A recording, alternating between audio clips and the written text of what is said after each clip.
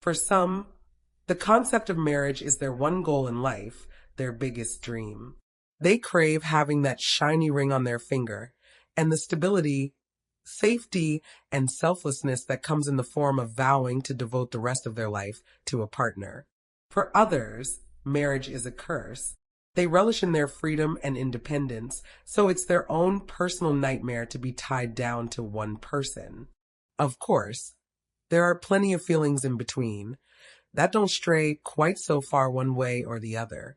And then there are the people who become so engulfed in their own feelings and become entrenched in bitterness, anger, and resentment that they only see one way out.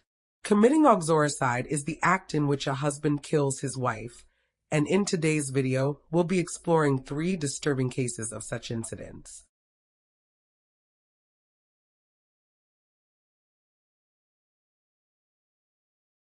Carroll D. Mattie Charles Chuck Stewart was born in Massachusetts in December of 1959 and was described as a handsome and athletic man. He met Carroll D. Mattie, born March 1959 and 1980, at a local restaurant where he worked as a chef and she worked as a waitress. 5 years later, the couple married. By all accounts, they seemed to lead an average life. In 1989, Charles worked as a general manager for a furrier store, whilst Carroll worked as a tax attorney and was pregnant with the couple's first child.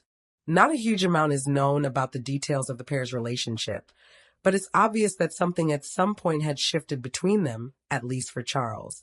On October 23, 1989, the couple was driving through the Roxbury neighborhood after attending a childbirth class together. According to Charles, a black man with a gun and a raspy voice forced his way into the car at a stoplight before making the couple drive him to nearby Mission Hill, where he then robbed them, shot Charles in the stomach and Carroll in the head before Charles managed to drive away and call 911. Carroll died just hours later, at 3 a.m. on October 24th.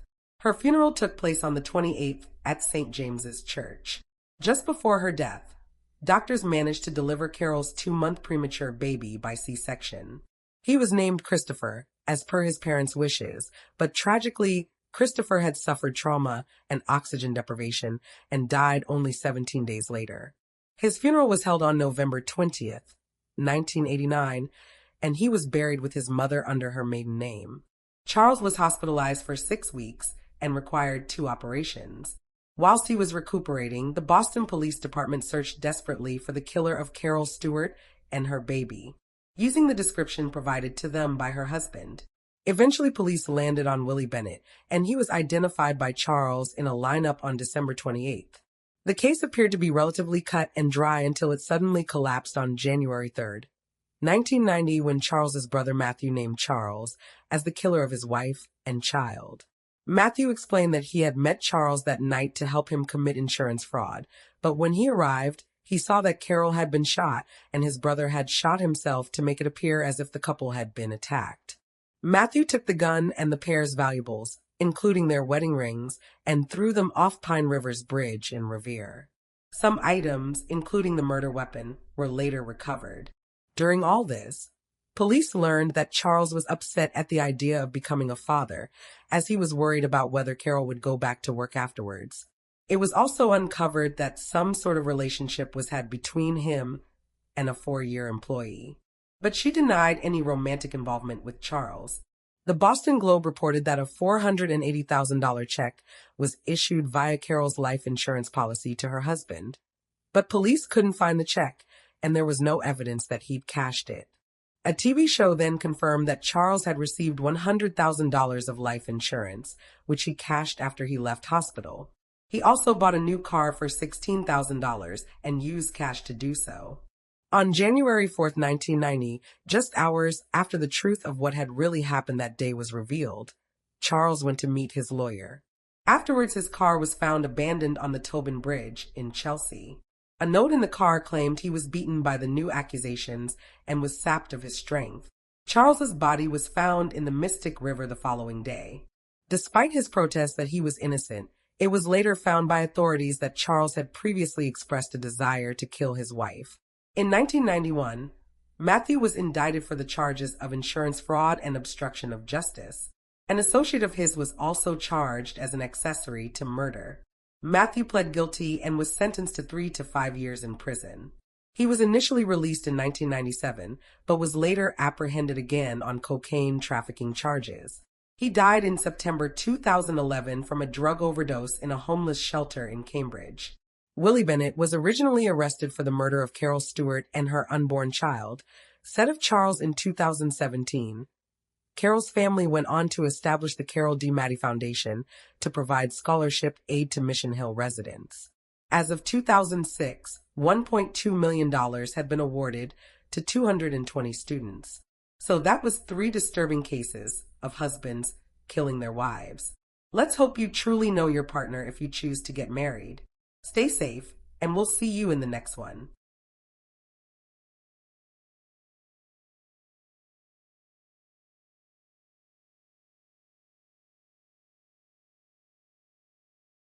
Glory hacking. Lori Kay Sawes was born December 31st, 1976, and was the adopted daughter of her parents, who lived in Salt Lake City, Utah. She met Mark Hacking in high school, and they later went on to marry.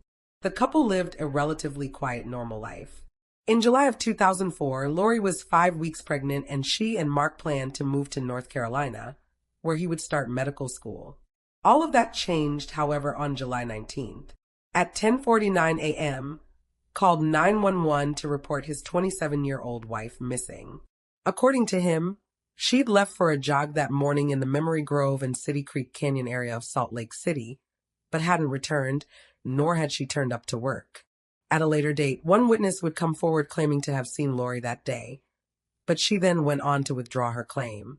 As police investigated the background of the couple, they found out that Mark Hacking had never completed his undergraduate degree at the University of Utah, as he'd led friends and family to believe, although his father knew and was the one to reveal the truth.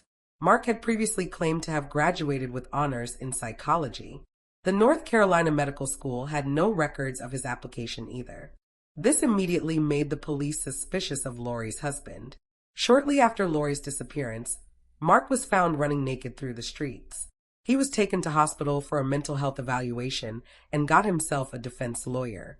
Many law enforcement members speculate that Mark's psychological break was a ploy to give him the defense of insanity or to seek refuge, and they point out that he'd had shoes on while running, as if to protect his feet, something someone would not ordinarily think about if they were experiencing the breakdown that Mark was claiming.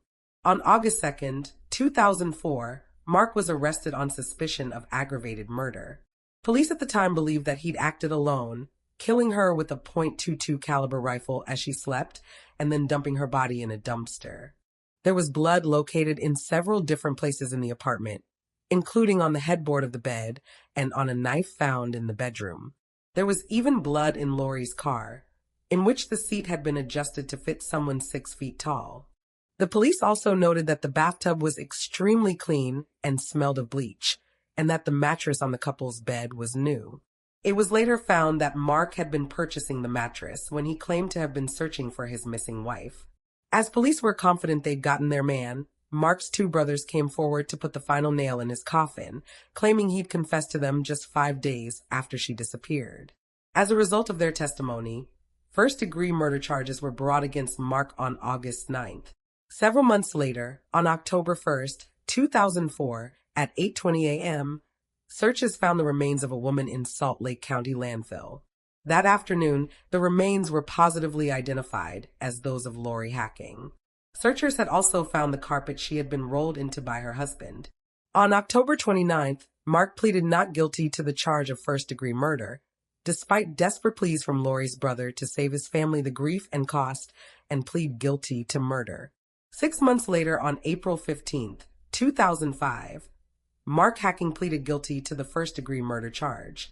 In exchange for the other charges, he was facing being dropped. On June the 6th, he was sentenced to 6 years to life, the maximum penalty that could be given under Utah law. In March 2006, Lori's law came into action, which increased the minimum penalty for a person convicted of first-degree murder in Utah to 15 years to life. However, this can't be applied to those already charged, and so Mark's sentencing remains unchanged. His first parole opportunity will be in August 2034. According to authorities, Lori found out about her husband's lies about his education when she was inquiring at the school about his financial aid. The school told her he was not enrolled there and was not an upcoming student. When confronted by his wife, Mark claimed that it was just a computer malfunction and nothing more troubling, but Lori later found out the truth. It's believed that Mark came across the gun whilst packing and shot Lori around 1 a.m. Mark came from a well-educated family who excelled in everything they did, especially his brothers, and that despite being less academically gifted, Mark still felt that he had to meet their standards. Understandably, the Soars removed hacking from Lori's headstone following the conviction. They said, "We felt Mark obviously didn't want her anymore." Lori's mom says she keeps in contact with Mark's family and that she has forgiven him for her own sake. The Soars created a scholarship in their daughter's name. The recipients are women who have overcome difficult circumstances to get into college. Helly Crafts, born July 4, 1947 in Denmark, Helly Lork Nielsen married Richard Crafts in 1979, where they settled in Newtown, Connecticut. Helly worked as a flight attendant and by all accounts was a well-liked and kind woman who worked hard at her job and at being a mother. She and her husband had 3 children together after they married. Richard Crafts was a former Marine pilot turned airline pilot and a part-time policeman. He met Helly in Miami in 1969, where each was training for their respective jobs. In 1984, Richard was diagnosed with cancer, with doctors telling him he had a 2% chance of survival. And despite the odds, he managed to overcome the illness and continue on with his life. Despite the couple's seemingly normal marriage, it wasn't long before cracks in the relationship began to appear. By 1986, Helly had begun divorce proceedings after learning of the affairs that her husband had been indulging in behind her back. She had hired a private investigator and discovered Richard was involved with another air hostess. It was around this time that he told Helly that the cancer he had previously beaten had come back, but she found out shortly after this that he was lying and that he wasn't ill. On November 19th, Helly was dropped off at her home by a friend after returning from a flight with work. This was the last time that anyone saw her alive. Over the next few weeks, her husband gave varying accounts of his wife's whereabouts and offered up flimsy explanations as to why she was unavailable to friends and her workplace. Reportedly, Richard said in one instance that Helly was visiting her mother in Denmark. In another, he said she was on holiday with a friend in the Canary Islands. And at other times, he simply said that he didn't know where she was. Friends of Helly grew concerned it wasn't like the mother of 3 to just up and disappear without contacting anyone, and they were well aware of Richard's aggression and temperament, having had Helly tell them of the details of her and her husband's relationship. He was reportedly even physically abusive. At one point shortly before her death, she told friends, "If something happens to me, don't think it was an accident." She even told this to her divorce lawyer, who described the unusualness of the statement in her interview on the TV show Forensic Files. When authorities were eventually alerted to the troubling disappearance of the 39-year-old flight attendant, they went to search the family home. One of the first things they noticed was the missing pieces of carpet from the floor in the master bedroom. The Crafts nanny recalled that there was a dark, grapefruit-sized stain on one of the pieces of carpet, which had now been removed. This had investigators worried, and as they continued to look around, they also found evident blood smears on the side of the bed, and that a large freezer was missing from the home. As they looked into Richard Crafts' bank records, they found that he had purchased several interesting items around the time that his wife disappeared: new bed sheets and a duvet, and the rental of a wood chipper. Papers that were provided to a private investigator by Richard included the receipt of a chainsaw too. The fears that family and friends of Helly Crafts held were confirmed when a snowplow driver came forward and said that he'd seen Richard at the shore of Lake Zor. A search of the lake found the purchased chainsaw, covered in blood and hair, which was later proven to match Helly. Then, in or near the water, police found further evidence of foul play, including metal pieces, 85 grams of human tissue, including a tooth with unique dental work, a fingernail with pink polish, bone chips, 2,660 bleach blonde human hairs, and O-type blood, the same type as Helly's. From these horrifying discoveries, police concluded that the remains of Helly Crafts had been fed into the wood chipper. To test this theory out, the medical examiner used a pig's body to recreate the damage a wood chipper would cause to the bones, and it was found that the pig's bone fragments bore a similar shape to those of Helly's and had the same marks on. Investigators determined that Helly Crafts had been struck in the head multiple times, leaving the bloodstains on the carpet and the smear on the bed, and that her body was kept in a freezer before it was cut up with a chainsaw, fed through the wood chipper. The gruesome disposal of Helly's body shocked friends, family, and the local community. The prosecution of Richard Crafts required an official determination of death by a body identification, which initially threw a spanner in the works of the investigation as, of course, Helly's body wasn't available. However, after a tooth found in the lake was found to match her dental records, the Connecticut State Medical Examiner's Office issued the death certificate for the mother of three. Richard Crafts was arrested in January 1987, and his trial began a year and a half later in May 1988. The trial ended in July with a hung jury, but his second trial ended in a guilty verdict on November 21, 1989.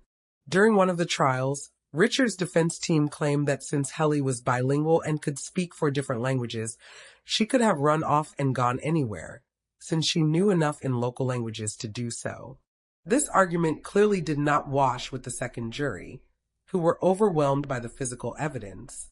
Richard Crafts appealed his conviction, but he was refused, and Helly's 3 children went on to live with one of Richard's sisters, who sided with the prosecution and pushed for a hefty punishment. Although it's little consolation to the children who lost their mother, the mother who lost her daughter, and the friends and family who lost a loved one, Richard was sentenced to 50 years in prison. He will be eligible for parole in 2021.